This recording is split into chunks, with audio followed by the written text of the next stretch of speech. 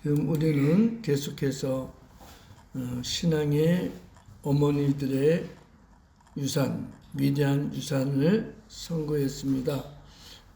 지금 우리가 이 설교를 들으면서 깨달을 것은 단순하게 듣는 것으로 끝나는 것이 아니라 나도 그렇게 해야 된다 하는 그런 마음으로 말씀을 읽어야 됩니다. 로마가 세계를 지배할 당시 가장 유명한 두 사람이 있었습니다. 하나는 사도 이후 기독교 교리를 체계화한 성 어거스틴과 또 기독교를 박해하는 데 가장 앞장섰던 폭군 네로 황제, 이 두 사람이 있었는데 이 두 사람의 배경에는 또 위대한 어머니가 있었습니다.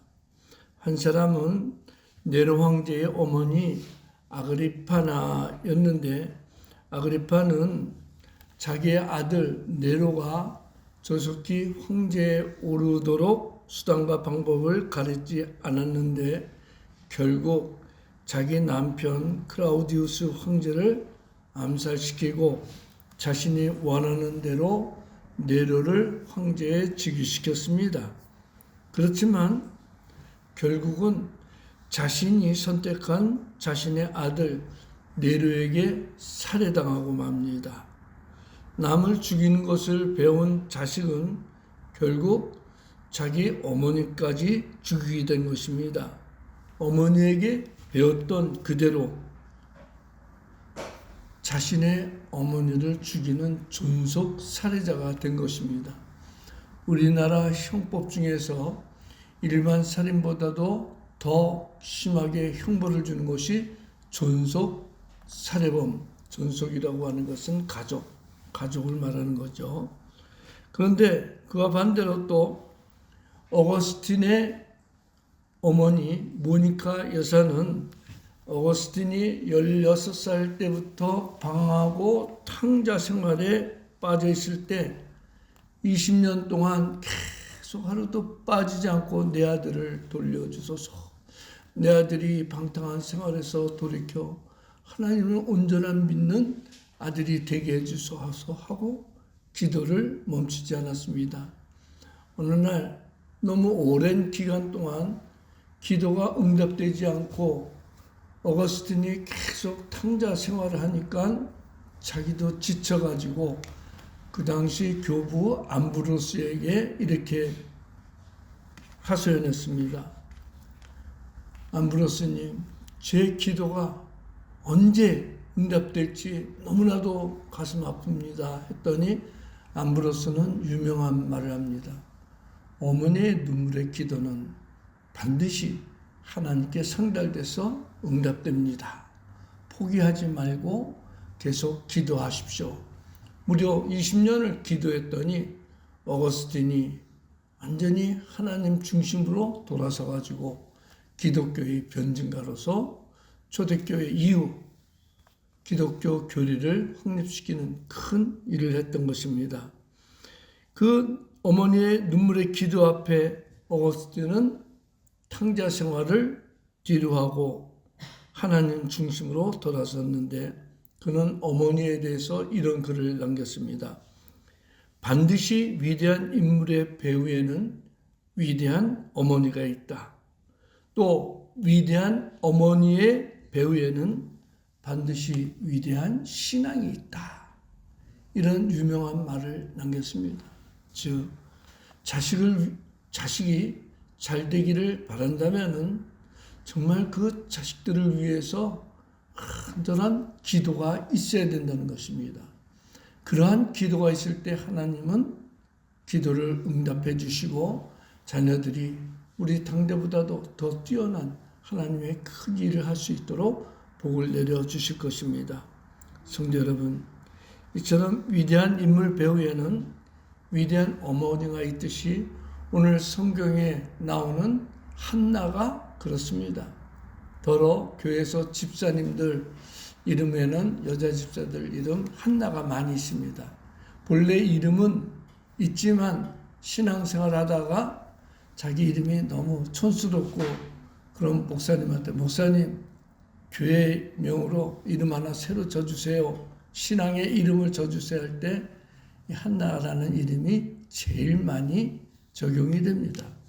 그만큼 한나는 모든 여인들에게 가장 귀감이 되는 여자라고 할 수가 있습니다. 그렇다면은 이 한나가 어떤 인생을 살았는지 상고해 보면서 한나의 신앙 또 한나의 신앙의 결과 어떤 축복이 임했는지 함께 성경을 통해서 상고하며 은혜 받기를 주님의 이름으로 축원합니다. 한나는 첫 번째로 인생의 눈물을 삼킨 여인. 이 제목 보면은 벌써 참 어렵게 살아온 여인이라는 것을 알 수가 있죠. 어떤 어려움이냐면은 자식이 없는 슬픔의 여인입니다. 2절 하반절에 보면 분인나에게는 자식이 있고 한나에게는 자식이 없었더라. 5절 하반절에는 그 이유가 자식이 없는 이유가 여호와께서 그에게 임신하지 못하게 하시니라고 했죠. 그렇다면 이 두 절 속에 우리가 깨달을 수가 있는 것이 한나는 여인으로서 남편의 사랑을 받았지만 자식을 낳을 수 없는 그런 슬픔의 여인이라는 것을 알 수가 있습니다. 근데 자식을 못 낳는 이유가 하나님께서 그녀에게 자식을 낳지 못하도록 하였다. 그럼 한나가 이 슬픔의 인생을 살아가는 배경에는 하나님께서 그런 눈물을 주셨다는 것을 우리가 깨달아야 되죠. 이 말씀을 우리에게 적용한다면 우리가 사는 과정에 내가 원하지 않는 어려운 환경이 있을 때 그 배경에는 하나님의 주권이 있다는 거예요. 그렇다면은 하나님이 우리에게 힘든 고난의 과정을 주셨다면은 반드시 그 고난 뒤에 오는 축복도 예비되어 있다는 것을 우리는 깨달아야 되는 거예요. 이 한나는 뿐만 아니라 정적의 조롱을 받는 고통의 눈물을 마셔야 됐습니다. 6절 하반절에 보면 그의 적수인 분인나가 그를 심히 격분하게 하여 괴롭게 하더라 라고 했습니다. 한나는 자기 남편의 사랑을 받았는데 자식이 없자 그 남편이 어찌할 수 없어서 첩을 들였습니다. 그런데 그 첩은 자식을 많이 낳았습니다. 성경에 보면 자식을 낳았더라 라고 했는데 원어에 보면은 복수가 되어 있습니다. 자식들. 그러니까 아들, 딸들을 낳았다. 적어도 아들 둘 이상, 딸 둘 이상을 낳았더라. 그런 해석이 됩니다. 성경에 보면 시편 127편 3절에 보면 자식은 여호와께서 주신 기업이요 태의 열매는 그의 상급이라 라고 했는데 한나가 자기 남편의 사랑을 자기 정적에게 빼앗긴 것도 서글픈데 그 정적이 자식을 잘 낳으면서 한나를 조롱하기 시작합니다. 너는 남편의 사랑을 받아갖고 자식을 낳아봤냐?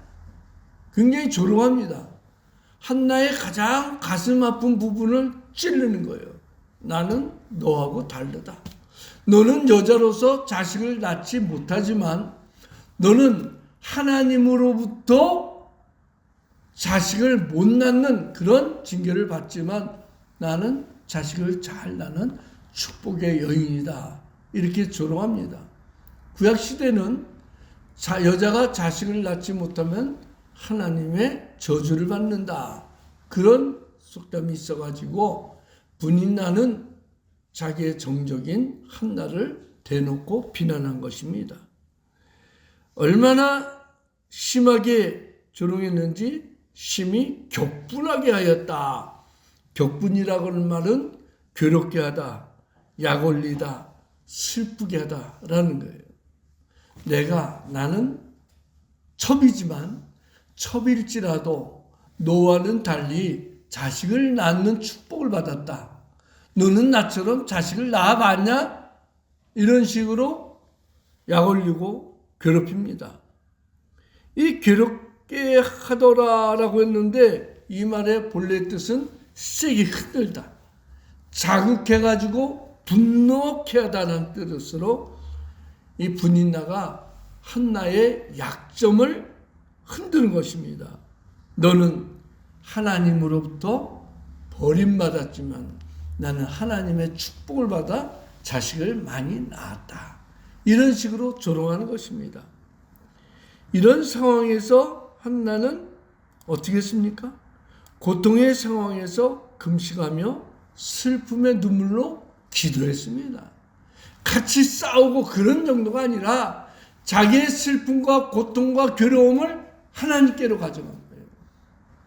대부분 첩이 본처에게 이렇게 조롱한다면은 머리끄댕이 잡고 딱이라도 때리고 네가 감히 정실인 나에게 이럴 수 있어 하고 혼내고 싸웠겠지만 한나는 자기가 당하는 괴로움을 하나님께로 가져갔습니다.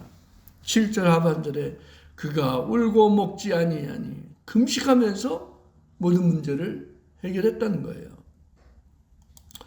이 성령이 우리에게 주는 것은 바로 고통과 괴로움이 합칠 때 그것이 분노로 폭발되는데 한나는 오히려 그것을 자기가 가슴에 새기고 차례의 음식을 끊고 죽기를 각오하는 마음으로 하나님께 매달렸다는 것입니다. 이것이 바로 한나가 당하는 고난입니다. 여자로서 가장 큰 고통을 당한 한나지만 그녀는 고난에 정복당하지 아니했습니다. 결코 고난 앞에 정복당할 수 없다는 그런 신앙으로 하나님을 찾습니다. 바로 한나는 자신의 그 가장 큰 문제를, 슬픔을 기도로 극복한 것입니다. 두 번째, 슬픔을 기도로 극복한 한나를 보는데 어떤 기도를 했냐? 첫 번째는 통곡을 하며 눈물을 흘리는 기도였습니다.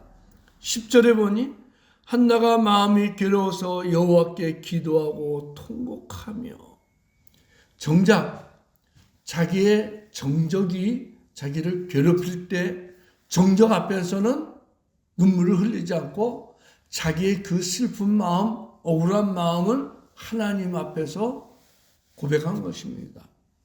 마음이 괴로울 때 여호와께 기도하고 통곡했다. 한번 여러분들이 입장을 바꿔서 생각해 보세요. 여러분의 인생 살아가는데 가장 여러분의 대적자가 있을 때, 여러분의 약점을 가지고 이렇게 조롱할 때 대부분 맞서 싸우죠. 근데 한나는 결코 다투지 않았습니다. 자기의 그 슬픈 마음을 마음에 새기고 하나님께 기도하면서 통곡했다. 자기의 그 서러움, 서글픔, 억울함을 하나님께 눈물로 기도한 것입니다. 이러할 때 하나님이 가장 그 기도를 빨리 들어주시는 것입니다. 어떤 권사님이 3남매를 두고 남편이 일찍 세상을 떠나 27살에 과부가 됐습니다. 옛날에는 결혼을 일찍 했기 때문에 60년대 그때까지만 해도 27살에 자녀 셋은 당연했습니다. 세 아이를 데리고 젊은 여자 혼자서 산다는 것이 굉장히 힘들었습니다. 얼마나 어렵게 살았던지 자식들하고 살아갈 방도가 없어서 이렇게 힘든 세상 차라리 저것들 데리고 같이 죽자. 나 혼자 죽을 때 자식들은 고아가 되니 저 고아로 사는 것보다는 차라리 나하고 그냥 같이 죽자 해가지고 소풍 가는 것처럼 해가지고 도시락을 싸고 한강으로 갔습니다. 옛날에는 60년대 중반까지 한강에 유원지가 있었거든요. 난지도 그 가운데 보면은 아예 절반이 한강이, 절반은 백사장이었고 노량진 쪽, 중지도에서 노량진 쪽 거기만 한강이었어요. 그러다가 60년대 김현옥 시장이 한강을 완전히 지금처럼 개발을 한 거죠. 그 아이들하고 도시락 싸고 한강으로 놀러 갔어요. 소풍 가는 것처럼. 그리고 이제 밥을 먹고 이제 조금 있다가 애들 데리고 물에 빠져 죽자 하는데 그 생각하니까 갑자기 막 눈물이 떨어지는 거예요. 그것을 보던 어린 큰딸이 얼른 도망갑니다. 엄마, 나 죽기 싫어 하고 도망가는 걸 쫓아가서 잡으려니 워낙 빨리 달아서 못 잡습니다. 그렇다고 둘이 있는 그 꼬맹이들 데리고 죽자니 그 큰딸이 혼자 또 고아되면 얼마나 힘들까? 결국 죽지 못했습니다. 그러다가 집으로 돌아오는데 어느 날 그 옆집 아줌마가 나하고 교회 한번 같이 가재요. 교회를 왜 가냐고. 나 같은 사람이 교회 갈 필요가 뭐 있어요? 그러니까 가장 힘들고 어려울 때 하나님을 찾아보세요. 하나님은 살아계십니다. 교회 갔습니다. 예배를 드리는데 갑자기 그냥 목사님 설교 들으면서 눈물만 그렇게 많이 나오는 거예요. 그때부터 신앙생활을 하기 시작합니다. 하나님이 그 27살 먹은 젊은 과부의 사랑의 대상이 되었습니다. 힘들고 어려울 때 예배당에 가서 기도하면은 뭔가 마음이 포근해지고 또 울고 기도하면서 하소연할 데가 없는데 교회 가서 눈물로 기도하면서 하소연하니까 마음이 포근해지는 거예요. 아, 하나님이 내 기도를 들으셨구나 하고 열심히 삽니다. 때마침 교회 장로님이 그 젊은 여자가 27살에 아이 셋 데리고 산다는 것을 보고 알고 뒤늦게 알고 자기 회사에 일하도록 배려해 주었습니다. 그때부터 인생이 바뀌어집니다. 사는 것이 얼굴이 완전히 피고 하루하루가 행복하고 즐겁습니다. 왜 그럽니까? 자기의 슬픔을 하나님께 맡겼더니 하나님께서 그 슬픔을 기쁨으로 바꿔준 것입니다. 한나는 이처럼 자기의 슬픔을 하나님께 눈물로 기도했습니다. 그 다음에 두 번째로 소원을 하면서 기도했습니다. 11절에 보면 소원하여 이르되 만군의 여호와여 만일 주의 여종의 고통을 돌아보시고 나를 기억하사 주의 여종을 잊지 아니하시고 주의 여종에게 아들을 주시면 내가 그의 평생의 그를 여호와께 드리고 삭도를 그 머리에 대지 아니하겠나이다. 한나에게 지금 가장 필요한 것은 오직 애 한 번 낳는 거예요.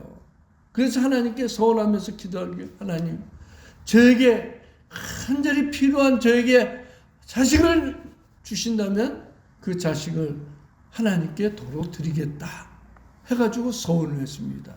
그러면서 아이가 태어나면 평생의 머리에 삭도를 들지 않는다. 머리를 안 자른다는 것은 나실이라는 뜻으로서 하나님께 구별하여 드려졌다는 뜻입니다. 성경에 보면 삼손이 머리를 안 깎았죠. 나실을 구별되었다. 구별되어서 하나님께 드려졌다. 그런 뜻입니다. 그러니까 이런 소원이라고 하는 것은 참 조심스러운 거예요. 왜냐? 소원은 반드시 지켜야 되기 때문인데 자기에게 자식이 없어가지고 아들만 주신다면 오히려 하나님께 드리겠다고 했는데 그게 하나님께 드릴 입장이 아니잖아요. 얼마나 당당하게 나도 아들 낳았다 얼마나 기쁘겠어요. 근데 그 기쁨을 하나님께 다시 드리겠다는 것입니다. 세 번째는 인내심을 갖고 오랫동안 기도했습니다. 12절 상반절에 보면 그가 여호와 앞에 오래 기도하는 동안에 라고 그랬죠. 오래 기도했다.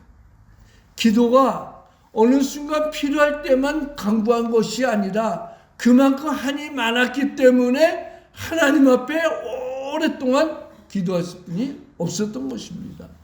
소망이 크면 기도도 오래되고 또 힘들고 어려운 문제가 클수록 하나님께 기도하는 그 내용의 질도 달라지는 것입니다.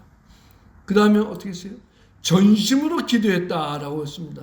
13절에 보면 한나가 속으로 말하며 입술만 움직이고 음성은 들리지 아니하므로 엘리는 그가 취한 줄로 생각하니라.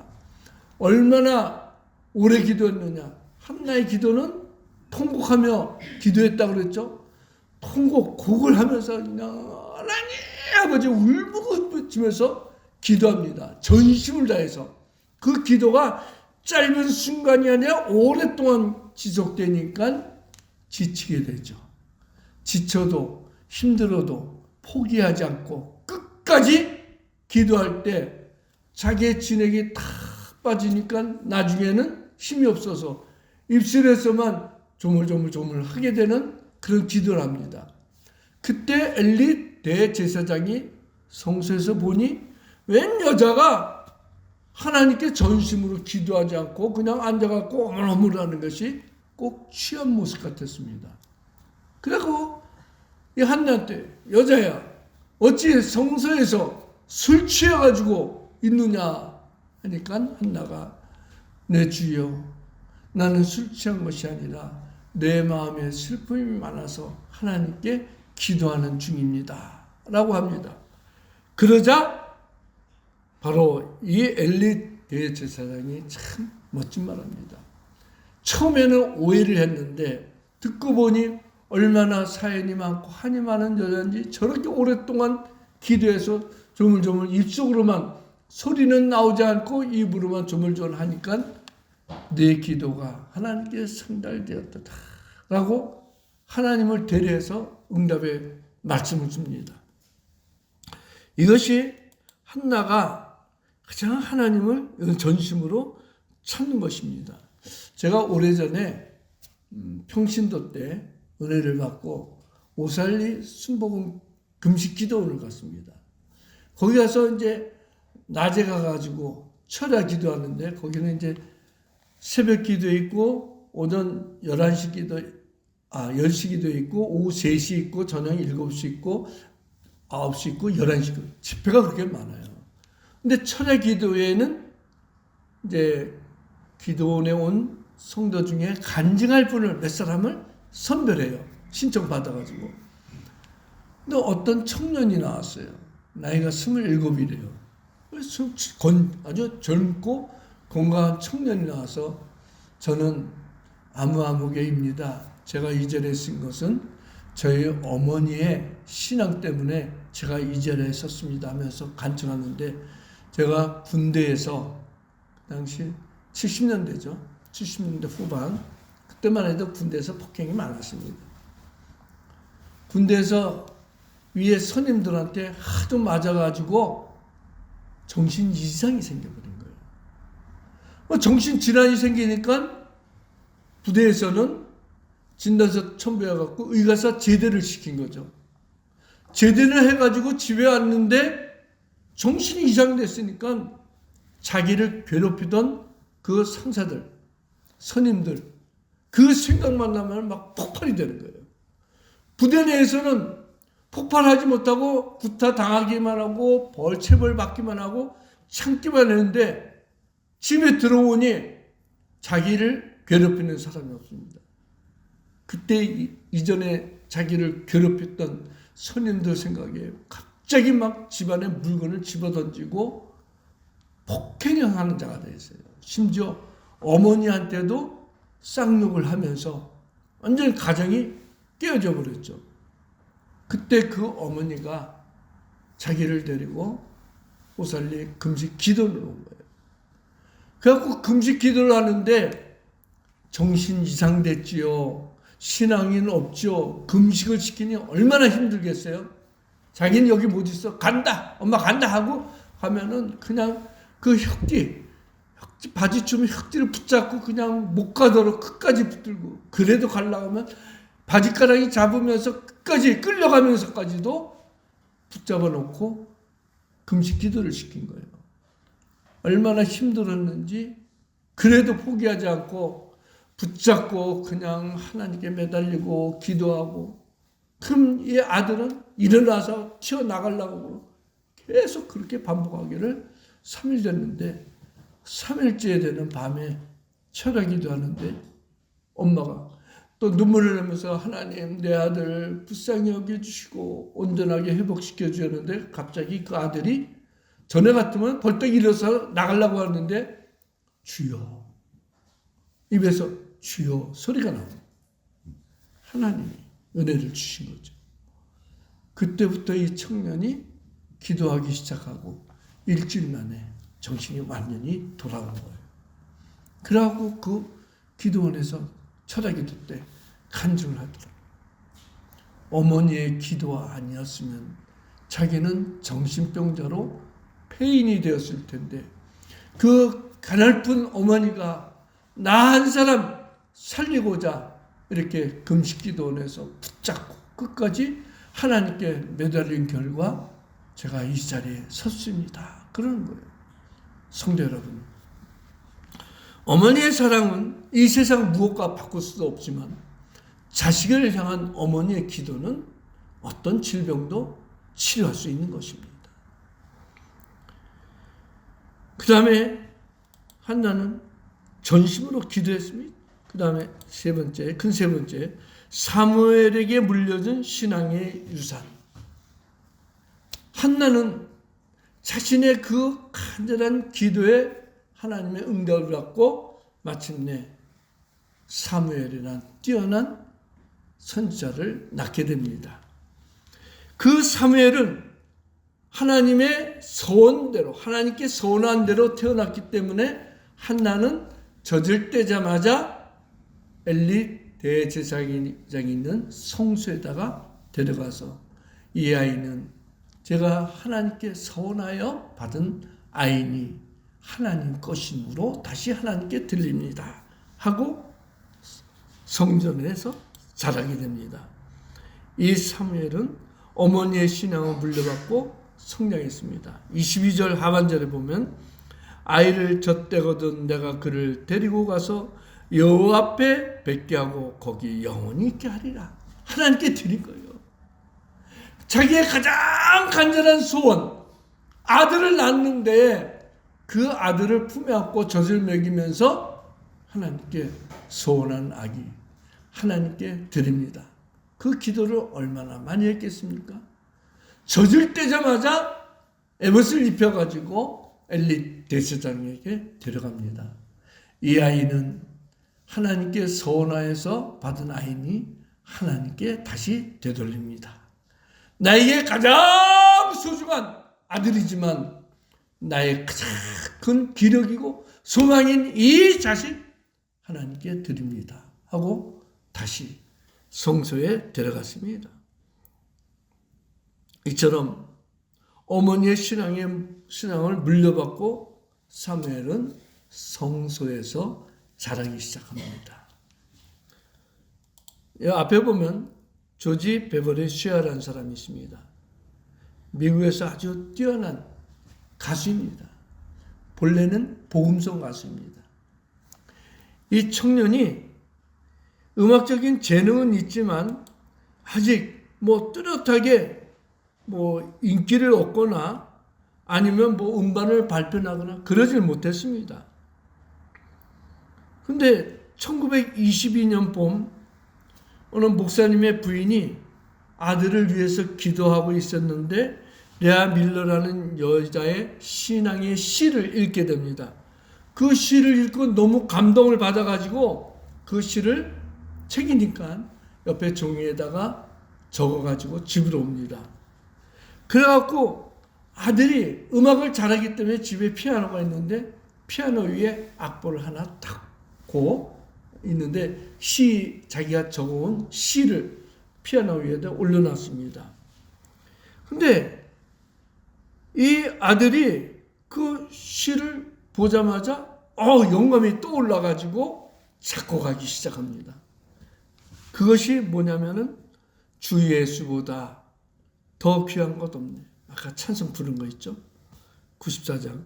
이 세상 부귀와 바꿀 수 없네. 영죽을 내 대신 돌아가신 그 놀라운 사랑 잊지 못해. 세상 즐거움 다 버리고 세상 자랑 다 버렸네. 주 예수보다 더 귀한 것은 없네. 예수밖에 없네.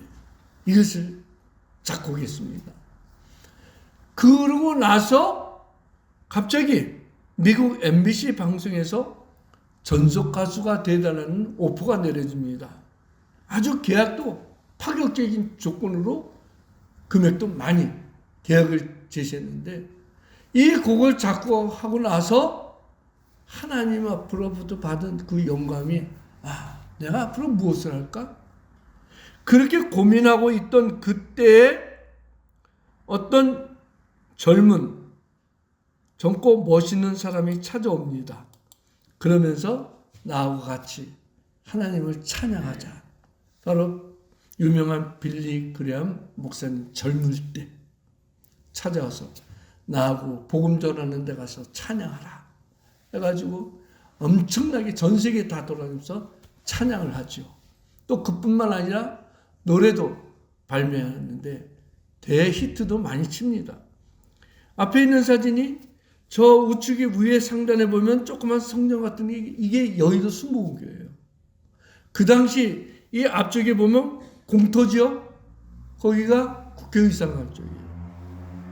여의도 광장을 만나고 제일 크게 사용한 것이 기독교인들이에요. 이때 100만 명이 모였습니다. 세계적인 뉴스가 됐죠. 빌리 그레엄 목사가 와서 한국 복음 100주년 해가지고 큰 집회를 할 때 여기서 찬송됐습니다.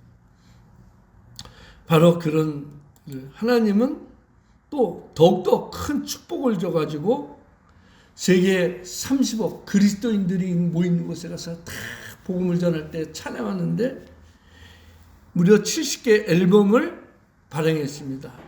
그리고 102살의 나이로 14번째 그래미상 대상을 수상하게 됩니다. 그때 기자들이 묻습니다.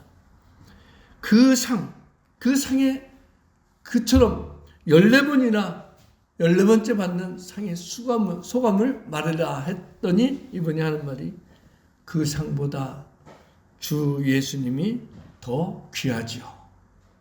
그런 인터뷰가 모든 사람을 감동 주었습니다. 바로 신앙의 어머니의 길을 따라서 하나님을 찬양한 결과 하나님이 높여주신 것입니다.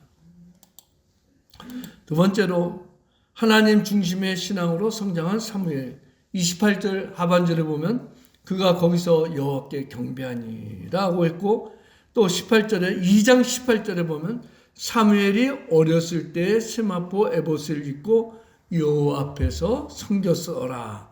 또 2장 21절에 보면 아이 사무엘은 여호와 앞에서 자라니라. 어머니의 신앙을 물려받은 어린아이 사무엘. 저때의 사무엘은 굉장히 어렸겠죠. 그런데 어려서부터 하나님을 경배하고 어려서부터 여호와 앞에서 섬기고 어려서부터 여호와 앞에서 자라는 뛰어난 신앙의 교육을 받고 결국 어떻게 됩니까?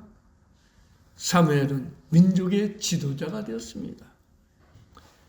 민족의 지도자가 돼서 타락한 이스라엘을 회개운동시켰고 미스바 회개운동을 해가지고 하나님 중심으로 돌이켰고 자기 사는 날 동안 민족을 위해서 기도하는 선지자. 인류 역사상 우리 기독교 역사상 사무엘처럼 뛰어난 선지자가 없을 정도로 그는 하나님 중심의 신앙생활을 한 것입니다. 그럼 첫 아들, 자기의 가장 소중한 아들을 하나님께 드린 한나는 어떻게 되었습니까?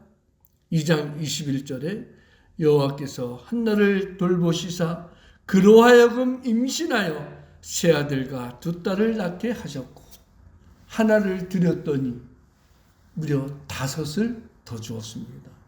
성도 여러분, 기독교는 계산적인 종교가 아닙니다. 한나가 자기의 소중한 아들을 하나님께 드릴 때 이 아들을 하나님께 드리면 아들 셋과 딸 둘을 다시 주리라. 계산적으로 사무엘을 드린 것은 아닙니다. 자기의 소중한 모든 것을 하나님께 드리자 하나님은 사무엘 이외에 한나에게 아들 셋, 딸 둘을 축복의 선물로 주신 것입니다. 성도 여러분, 이처럼 뛰어난 믿음의 어머니를 통해서 뛰어난 선지자가 태어나고 이스라엘을 하나님 중심의 신앙으로 돌이키는 개혁운동의 선구자가 되었던 것입니다. 기도하겠습니다.